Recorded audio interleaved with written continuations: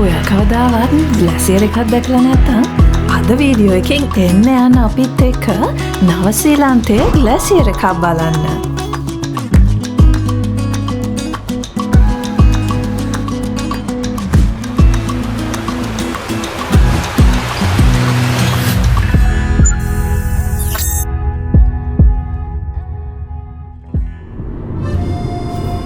අපි නිව්සීලන්ත ගමනේ තවත් දවසක් අපිත් එක්ක යන්න එකතු වෙච්ච ඔයාව ආදරෙන් පිළිගන්නවා.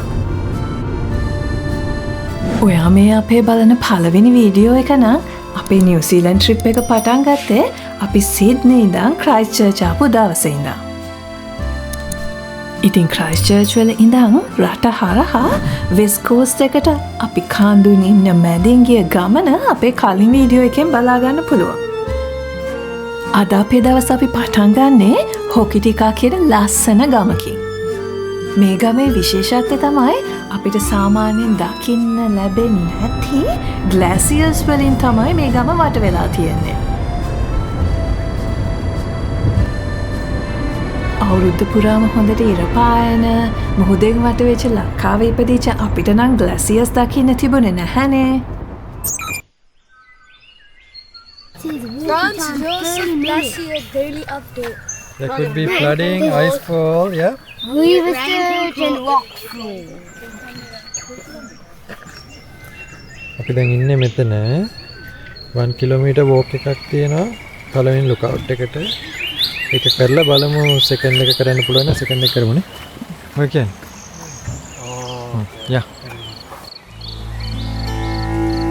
මේ ලෝකේ හුඟක් සීතල තැන්වල අවුරුදු ගණනාවක් හිම වැටිලා මේ හිම ඝන අයිස් තට්ටුවක් බවට පත් වෙනවා. ඉතින් කාලයත් එක්ක මේ අයිස් තට්ටුවේ බරට ඒක හිමීට මේ පේන විදිහට කඳු මුදුන් වල ඉඳන් පහළට ඇදීගෙන එනවා.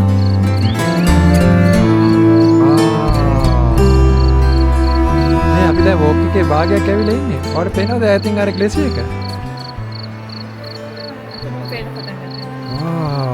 මාරම ලස්සනයි. මේ walk එකේ ළඟටම යනවනේ.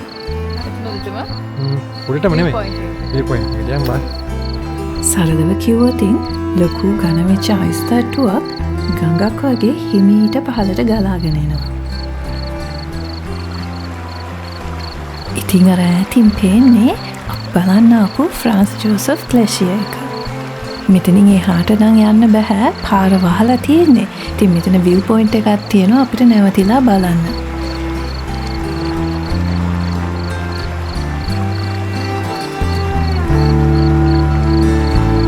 What do you think about this place? මෙතන තියෙන තව විශේෂත්වයක් තමයි මේ විදිහට කඳු, දියඇලි, කොළපාට ගස්වැල් එක්ක ලෝකෙ මෙහෙම ග්ලැසියරයක් බලන්න තියෙන එකම තැන තමයි මේක. ඇන්ටාර්ක්ටිකාව ග්‍රීන්ලන්තය වගේ තියෙන ග්ලැසියර්ස් වල මුළු මහා ද්වීපෙම අයිස් වලින් වැහිලා තියෙන්නේ. හැබැයි මෙතන ඊට වඩා වෙනස් නේ.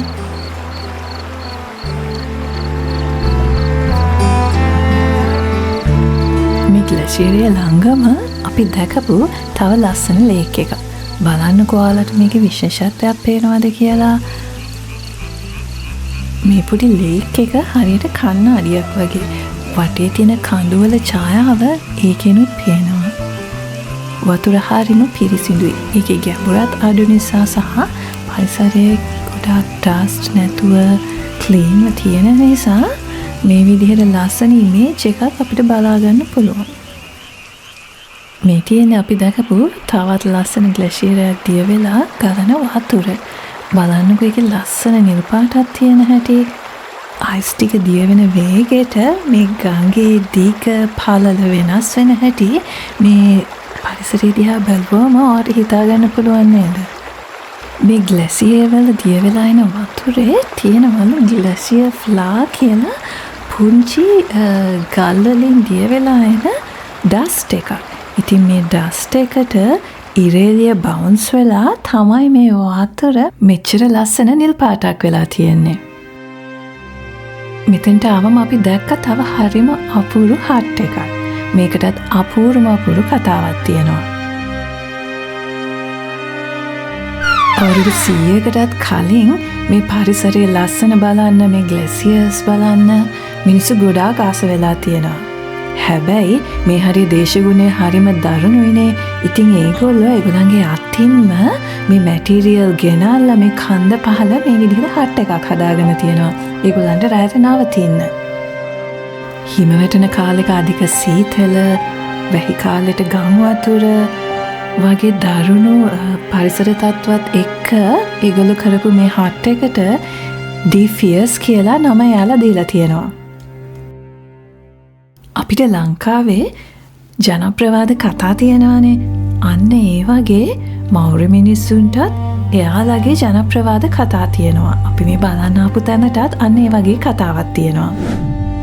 මේ කතාවට අනුව දිව්‍ය ලෝකේ ඉඳලා එක දෙවියෙකුයි එයාගේ සහෝදරයෝයි ලොකු බෝට්ටුවක නැගලා පෘථුවිය බලන්න ආවලු. හැබැයි ඉතින් අවාසනාවකට ඒගොල්ලෝ ආපු මේ බෝට්ටුව මුහුදට ගොඩ බාද්දිම අනතුරකට ලක් වෙලා තියෙනවා. මේ සහෝදරයෝ 4 දෙනා මේ බෝට්ටුව අල්ලන් ඉන්න උත්සාහ කරාට මෙතන තිබුණ සීතල හුළඟට එයාලා ඔක්කොම අල්ලම ගල් වෙලා තියෙනවා. ජනප්‍රවාදයට අනුව එයාලා ආපු මේ බෝට්ටුව තමයි මේ සවුත් අයිලන්ඩ් එක බවට පත් වෙලා තියෙන්නේ. ඒ වගේම අර ඈත පේන කඳු 4 තමයිලු ඒ ගල් වෙච්ච සහෝදරයෝ 4 දෙනා.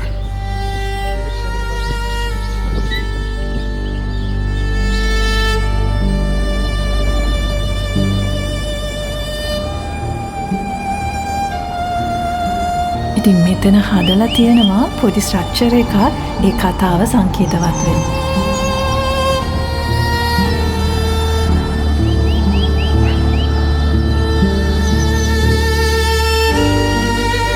මේ ලස්සන view එකත් එක්කම අර ඈතින් අපිට පෙනුනේ ෆොක්ස් ග්ලැසියර් එක. ඉතින් ග්ලැසියර් එක බලලා ඉවර වෙලා තවත් ලස්සන පාරක් දෙකේ අපි දැන් යනවා අපි ඊළඟට බලන්න යන තැනට.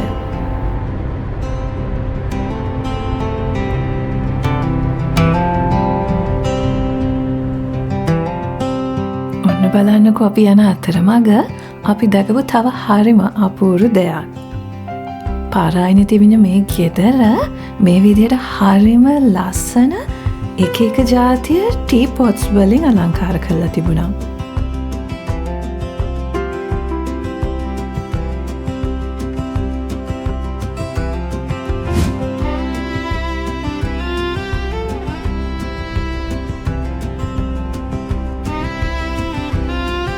අපි යන අතරමඟ අපි දැකපු හරිම ලස්සන ලේක් එකක් මේක.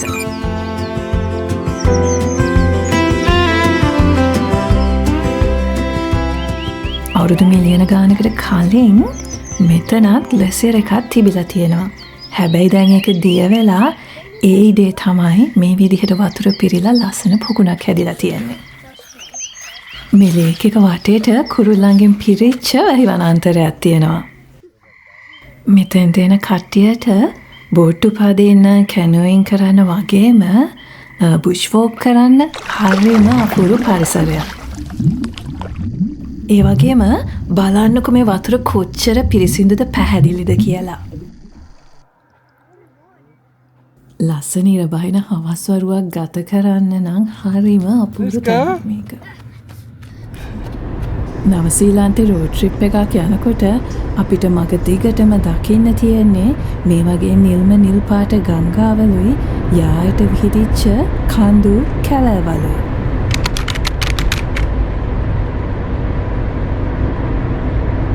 ඉතින් මෙහෙම යන අතරමඟ හරිම ලස්සන මේ වගේ පොඩි බීච් එක තියෙන ස්පොට් එකක් තිබුණා.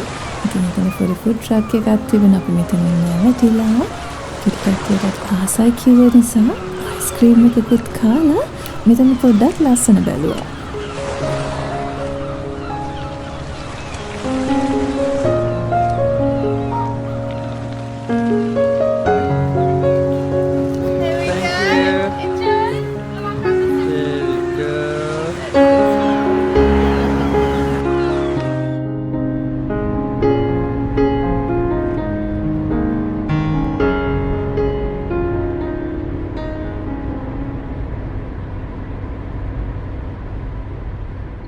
දවස පුරාම දුර ගමනක් ගෙවාගෙන අපි දැන් අපේ අදරයට නවතින තැනට තමයි මේ ඇවිල්ලා ඉන්නේ.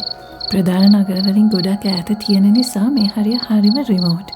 ඒ වගේම ලොකුවට ඇකමඩේෂන් ඔප්ෂන්ස් උත් තිබුණේ නැහැ අපිට තෝරගන්න. හිට උදේට මම පෙන්නන්නම්කෝ මේ හරිය එළිය කොච්චර ලස්සනද කියලා. ඉතින් අපි දැන් අදරයට මෙතන නිදාගෙන උදෙන්ම නැගිටලා අපේ ඊළඟ දවසේ පටන් ගන්න තමයි දැන් යන්නේ.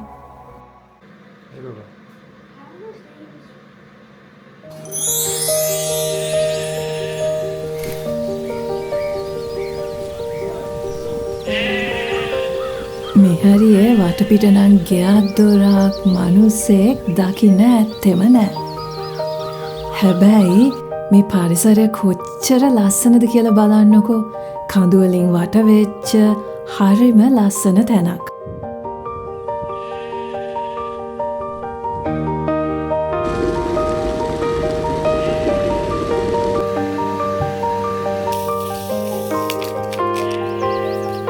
ඉතින් අපි රෝඩ් ට්‍රිප් එකේ තවත් දවසක් අද අපි කට්ටිය උදෙන්ම නැගිටලා අපේ බෑග්ස් පැක් කරගෙන අපේ ඊළඟ ඩෙස්ටිනේෂන් එකට යන්න තමයි දැන් මේ ලෑස්ති වෙන්නේ.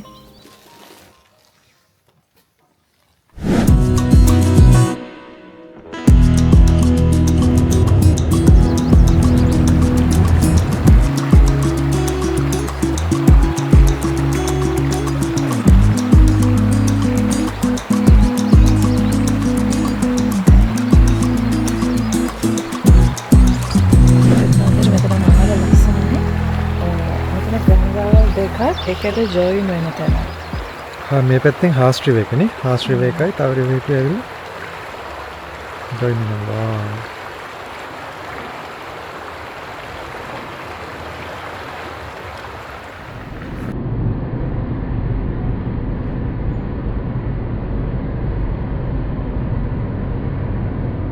මොකද තණ්ඩ ක්‍රීක් ෆෝල්ස්. දැන් අපි යන්නේ පාරේ ඉඳන් විනාඩි 5ක්වත් දුර ඇවිදගෙන යන්න ඕනේ නැති ලස්සනම ලස්සන දියැලක් බලන්න. පාරේ ඉඳන් වෝටර්ෆෝල් එකට යන්න තියෙන පාර හරිම වෙනස්. දෙපැත්තේ බොහොම ඝනම ගස් වැවිලා තියෙනවා. මේ ගස්වල ෆර්න්ස් තියෙනවා. පුංචි පුංචි මෂ්රූම්ස් වැවිලා තියෙනවා. අපි මීට කලින් දැකපු නැති නවසීලන්තයේ වෙනස්ම කොටසක් වගේ මට නම් පේන්නේ.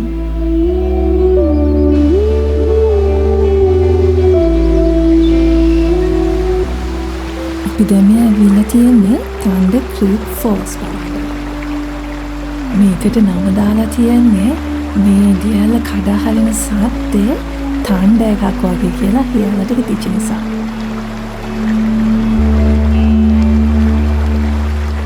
ඉතින් ඔයාලට තේරෙනවද ලොකු සද්දයක් එක්ක තමයි මේ දියැල කඩා හරින්නේ.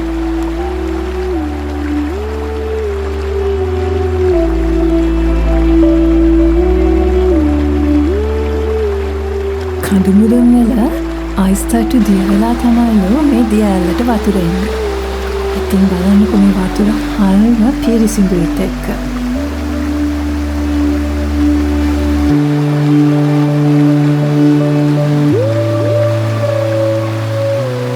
ඒ වගේම පාරින් නම් විනාඩි 5-10ක් වගේ තමයි මෙතනට ඇවිදගෙන යන්න තියෙන්නේ. ඉතින් ඕන කෙනෙක්ට ලේසියෙන්ම එන්න පුළුවන් මේක බලන්න.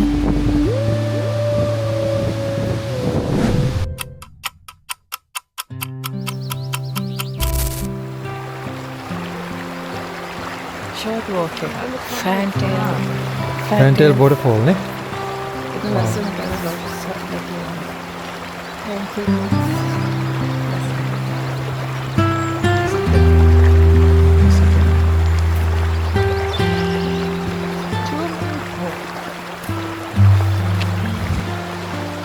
මේ තියෙන්නේ ෆෑන්ටේල් ෆෝල්ස්. නවසීලන්තේ ඉන්නවා චූටි කුරුල්ලේ ෆෑන්ටේල් කියලා. ඉතින් මේ කුරුල්ල හරිම ආසයිලු මේ වතුර ගාව සෙල්ලම් කර කර පොඩි සත්තුන්ව එහෙම අල්ලගෙන කන්න. මේ දියැලේ වතුර කඩන් හැරෙන්නේ හරියට නිකන් මේ ෆෑන්ටේල්ස් කුරුල්ලගේ ටේල් එකේ ලස්සනට තියෙන හැඩේ වගේ කියලා තමයි මේ දියැලට ෆෑන්ටේල්ස් ෆෝල්ස් කියලා නම දාලා තියෙන්නේ.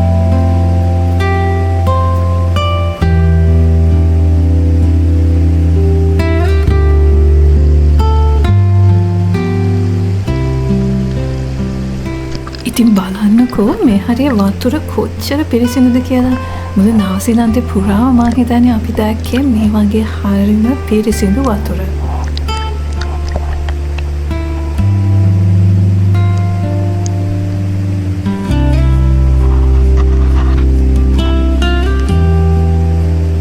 මේ වොටර්ෆෝල් එක ගාව තිබිච්ච ගල් හරිම පැතලි.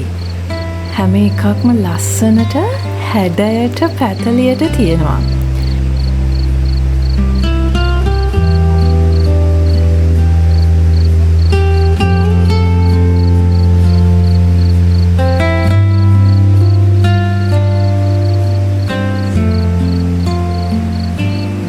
මේ වගේ හරිම රිලැක්සිං කොයිට් පරිසරයක මේ වතුර ගලන සද්දේ දියැල්ල සද්දෙත් අහගෙන මේ විදිහට ගල් ටික එකතු කරලා ලස්සන ටවර් එකක් හදන එකත් හරිම ආස හිතෙන වැඩක් වෙන්න ඇති නේද?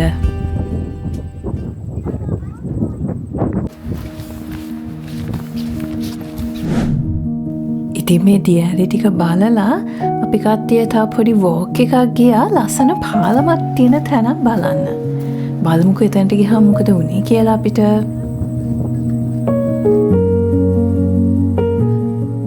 මං කලිනුත් කිව්වා වගේ අපි බලන්න යන මේ හැම තැනක්ම එකිනෙකට ලස්සනයි. ඒ වගේම ඒ තැන්වලට වෙලා වරුවක් ගත කරන්න පුළුවන්.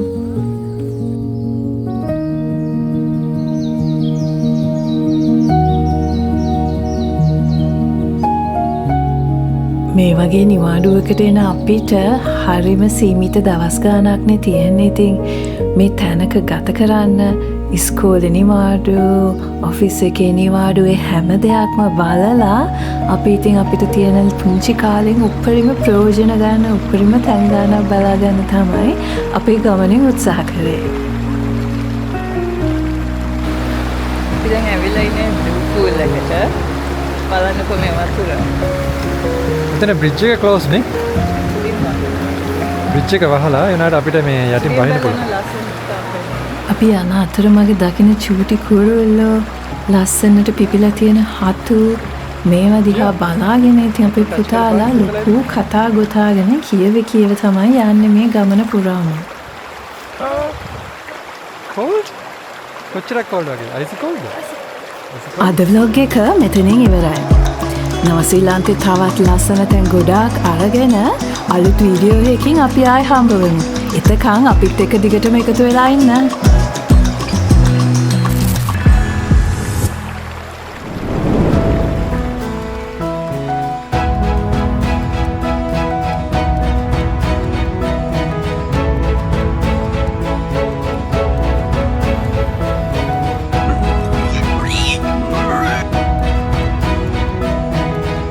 නවසීලන්තේ ලස්සන තැන් ටික අරගෙන ඊළඟ vlog එකෙන් අපි එනකන් subscribe කරලා තියාගන්න.